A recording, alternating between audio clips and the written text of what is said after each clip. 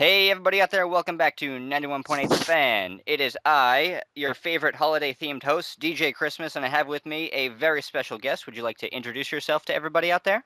Absolutely. Hey, this is Bernie Burns. I am the writer and director of Red versus Blue.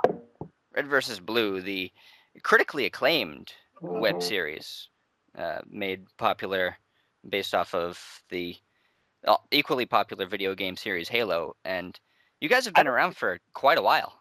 equally popular. I would say the Halo might be a little bit more popular than Red versus Blue, but it's based on the video game Halo. And it's certainly a very interesting spin what you guys decide to do with at the time very limited resources. But for those of the listeners who aren't sure how you got started, how exactly did the dream all begin? Well, I was writing for a video game site called Drunk Gamers, which was a website entirely dedicated to being drunk and playing video games. And it was written by a couple friends of mine, and I was a contributing writer. And I focused on just making funny articles. And I was the Xbox guy the year the Xbox came out. And if you were the Xbox guy, that meant you were really the Halo guy because that's all anybody wanted to hear about the first year of the Xbox was Halo, Halo, Halo. And so I was a filmmaker too, and so I had some video equipment at home, and so it's hard to explain the exact path, but I was kind of kicking around and trying to figure out a way to make my Halo videos funnier.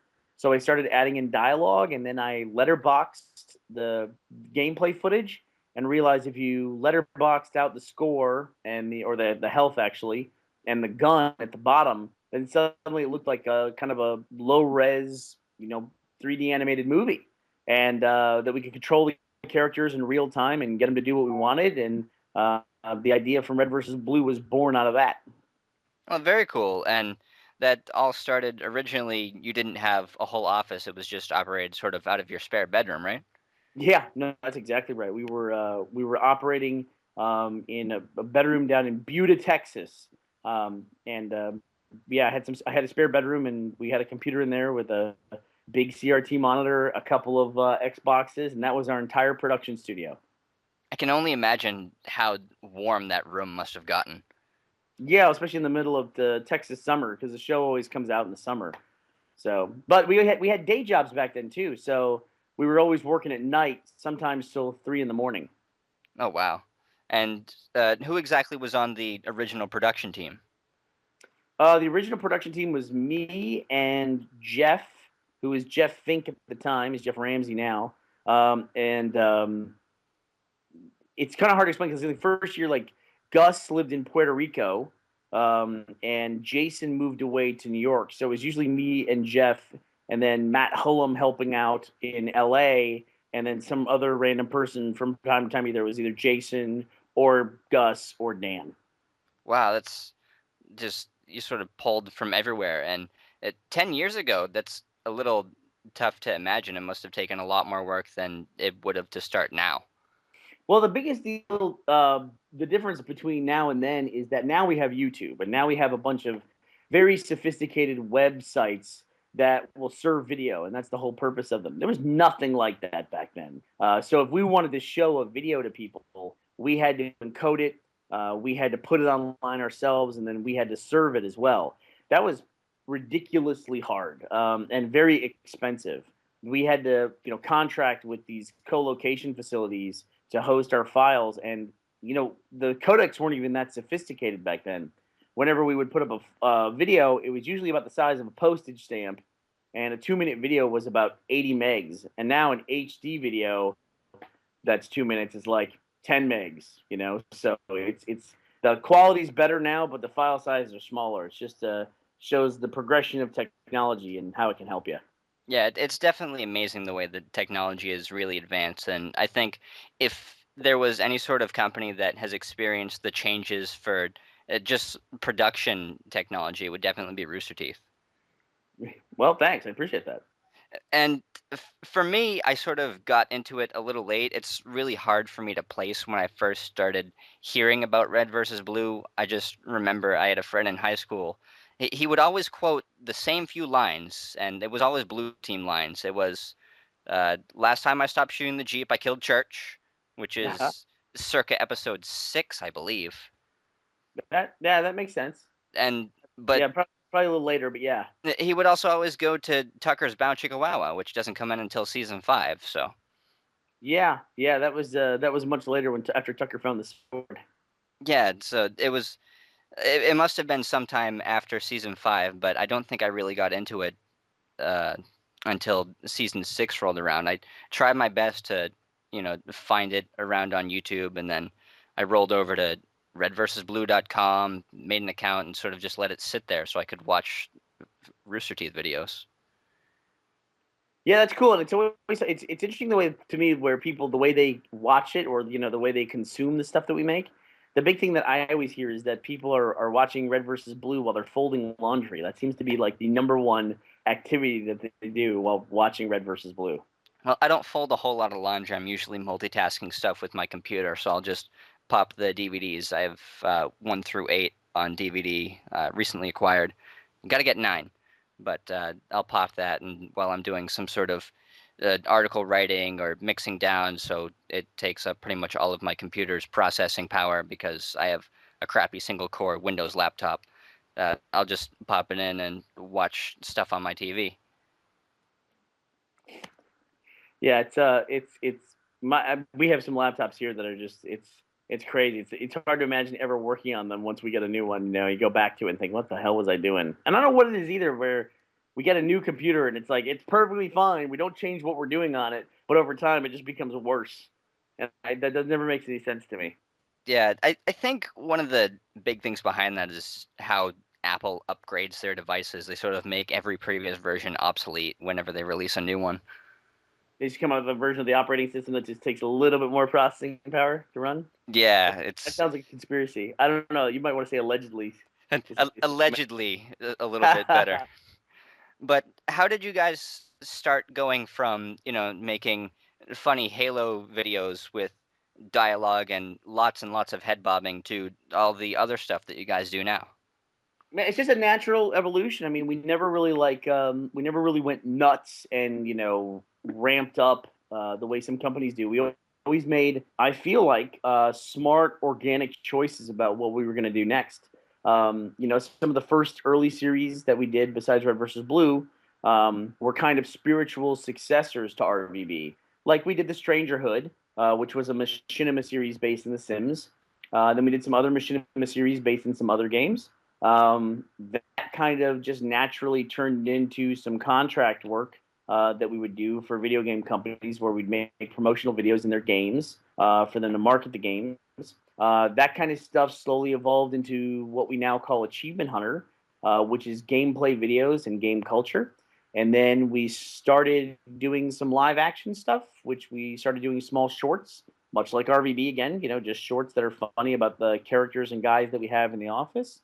And that has now evolved or is in the process of evolving into much longer form live action narrative content. Not quite feature length stuff, not quite movies you see in the theater just yet, but we're on our way to it. So yeah, we do a lot of different things here all the time.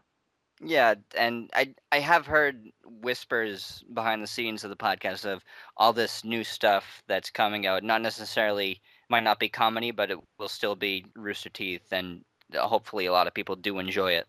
Yeah, well, we kind of have a philosophy where we don't change too much. Like if we're gonna put out a new show, the way we look at Red versus Blue is it's animated and it's sci-fi and it's comedy. So we can probably get away with changing one or two of those things and being successful, but not everything. Just like completely clean the slate because the audience that we have in place right now and that likes our stuff might just reject it. Like for instance, on the Project Freelancer stuff, when we show those scenes a lot of times they tend to be animated in sci-fi, but not necessarily as comedic as the other stuff.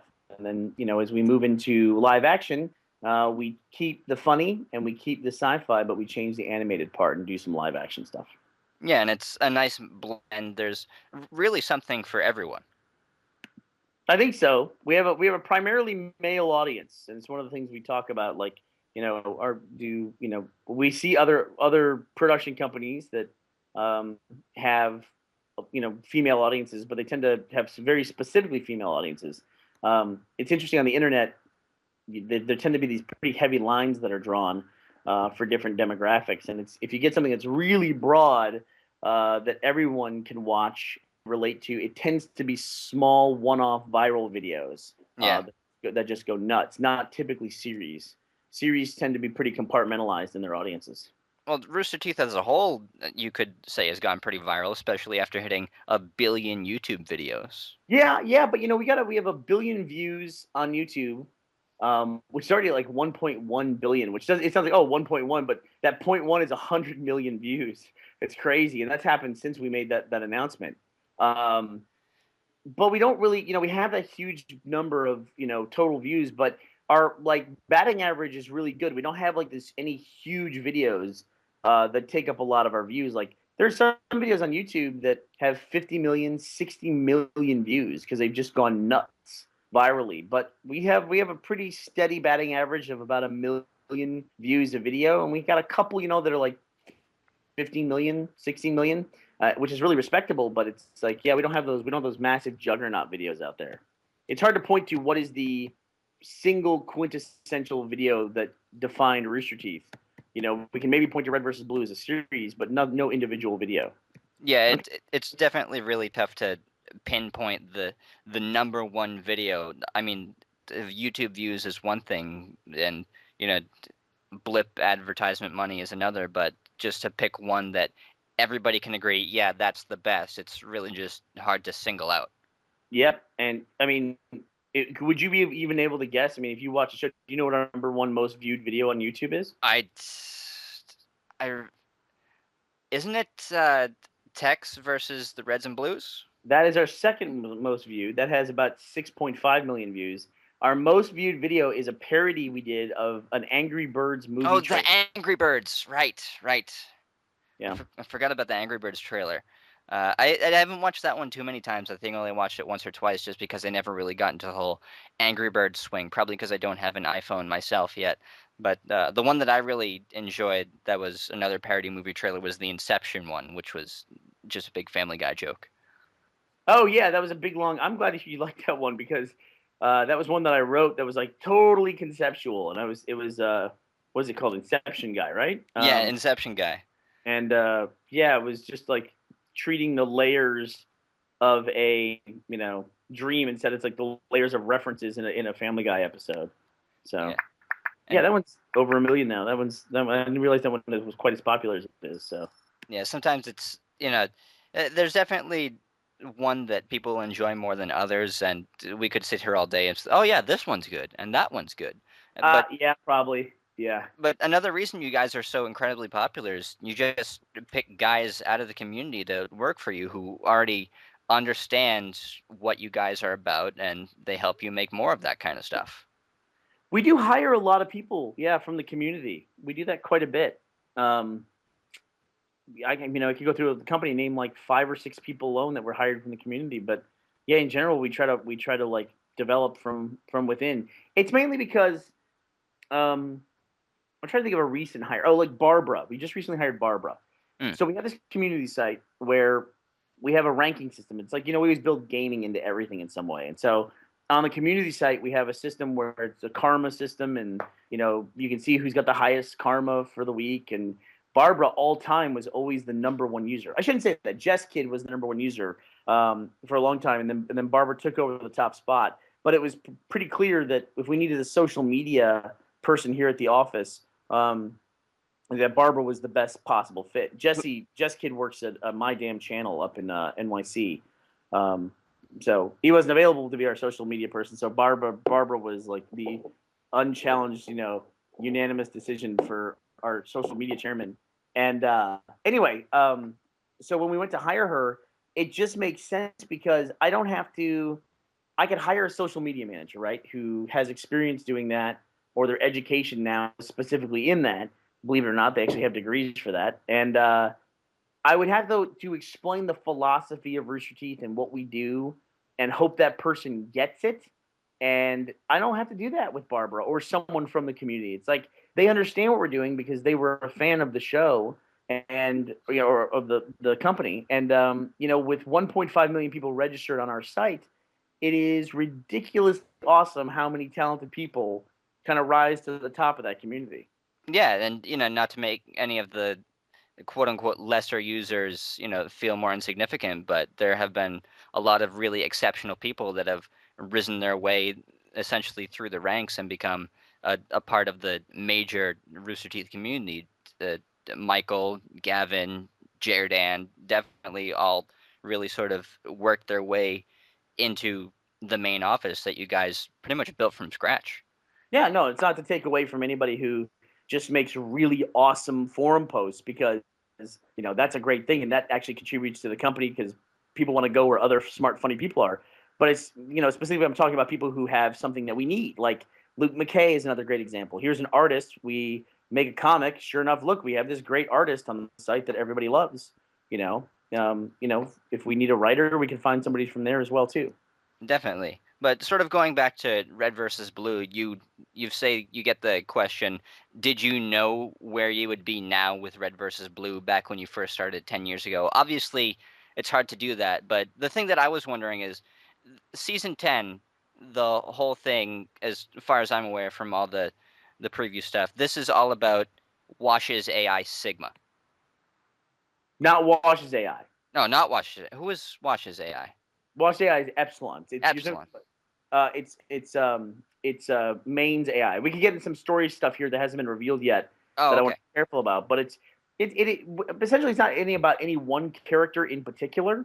It's the story that was introduced to us by Tex, that then was fleshed out by the adventures of Agent Washington, and then now is being the entire team, the freelancer team. We're telling the story that we've hinted at or showing the story that we've actually told you about. We're showing it on screen for the first time. So it's a really cool season. We're also wrapping up a lot of our storylines that we've had with the freelancers for a long time. Some of these plots go back 5 years, 6 years, And the case of the issues with some of what's going on with Tex and Church, that goes back to season one. Definitely. And do you have any sort of idea what you'll do after Project Freelancer is wrapped up? I don't know. A lot of it really depends on Monty, who is our lead animator. He has some projects that he wants to work on that we're really excited about. Helping him get it done.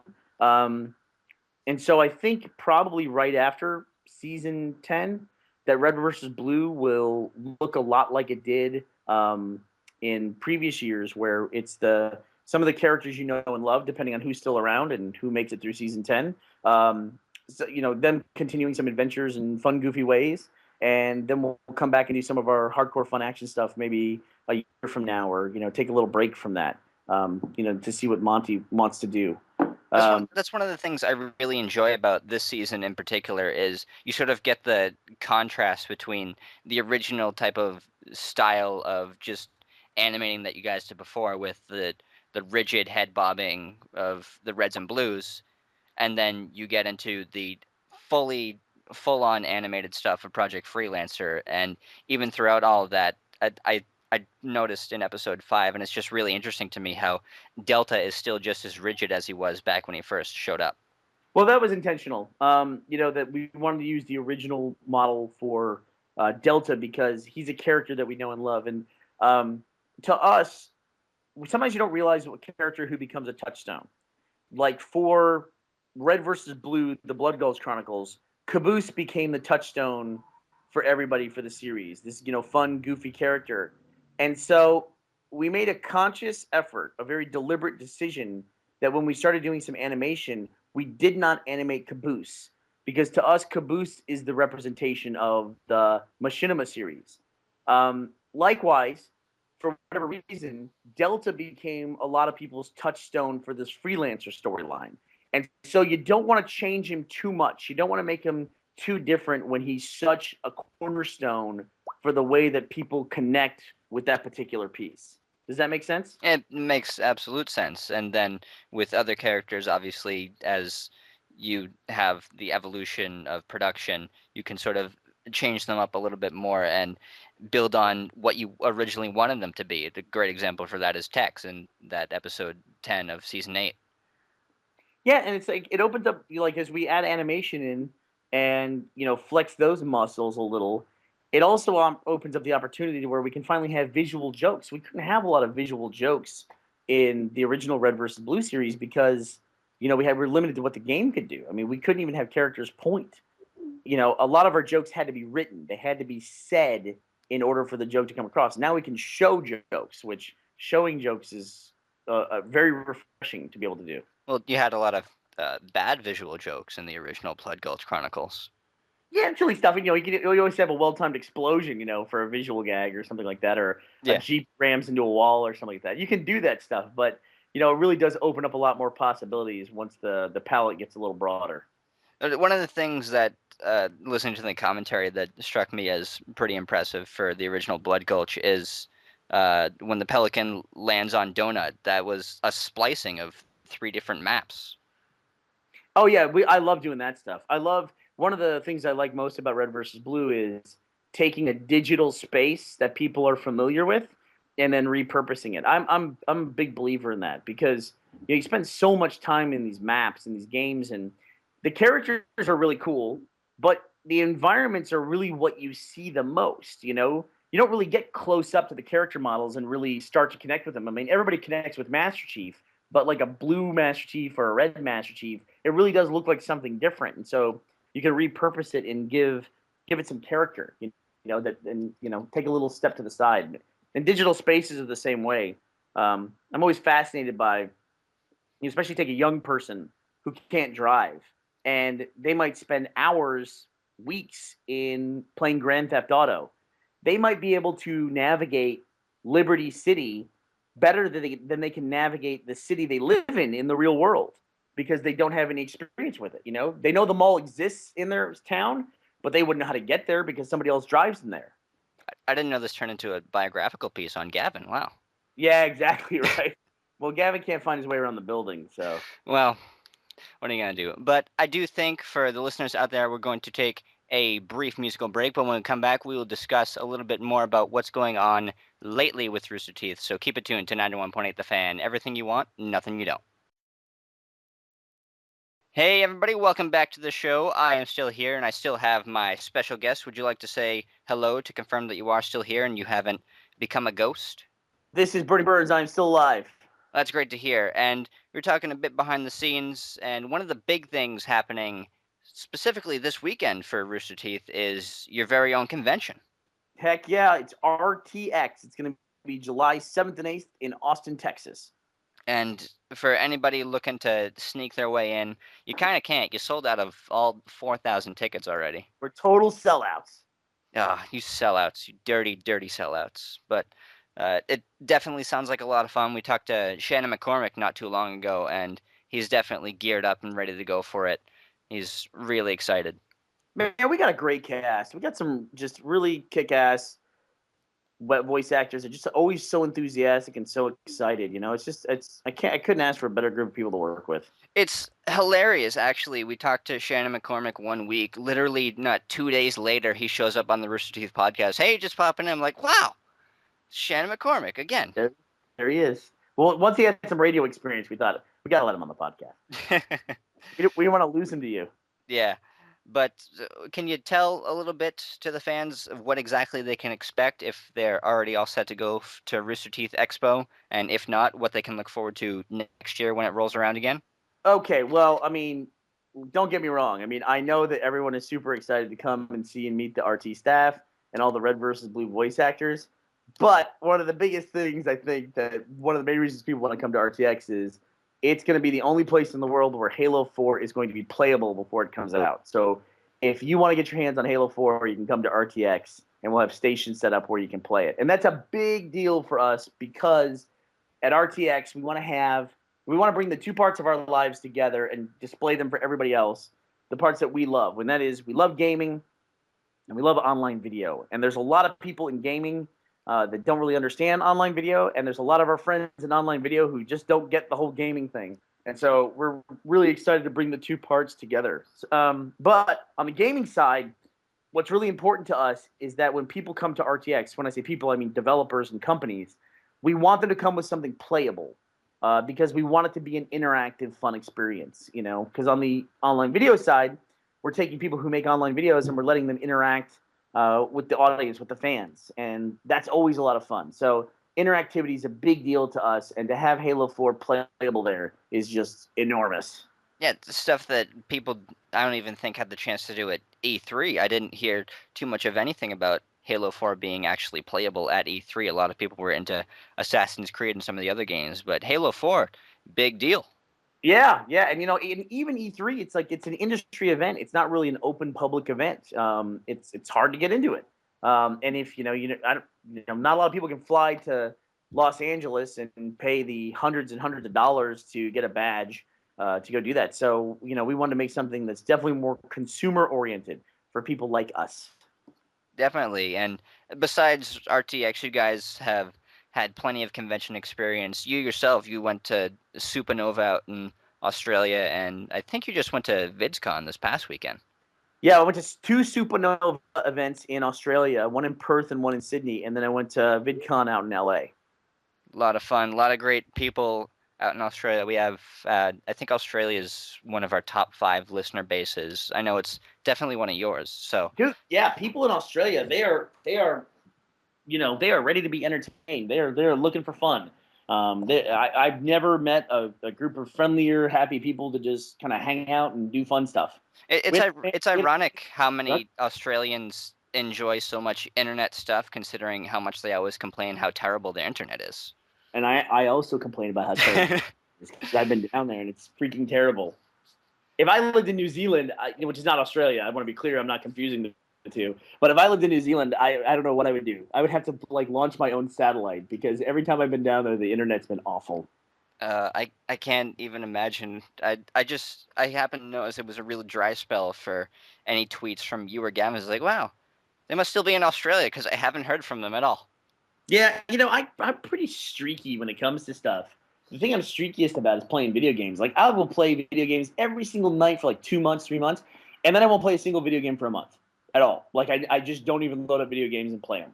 And I don't know why that is, but I tend to be a very streaky person. Like when I get writing, I'll write an entire script and I don't do anything else with my life besides just write. And I love that. I get like hyper focused when I do stuff.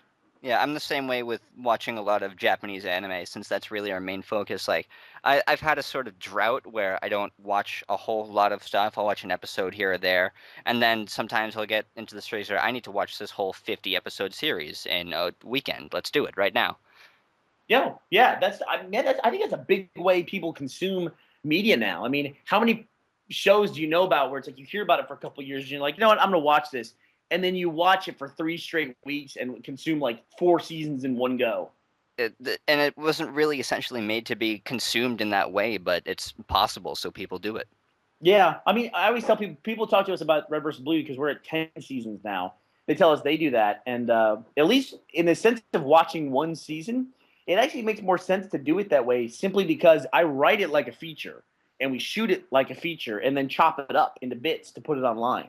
Some of the early stuff we did week to week, but yeah, mostly now it's written like a feature. Yeah, and you can definitely see that a lot where you pick up from where you leave off with a lot of the episodes in seasons 9 and 10.